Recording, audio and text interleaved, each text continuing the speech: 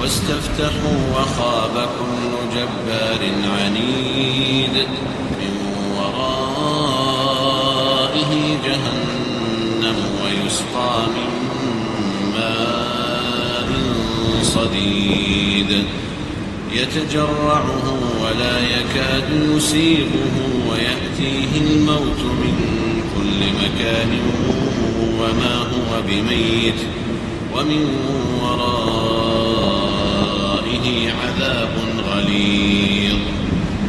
مثل الذين كفروا بربهم أعمالهم كرماد اشتدت به الريح في يوم عاصف لا يقدرون مما كسبوا على شيء ذلك هو الضلال البعيد.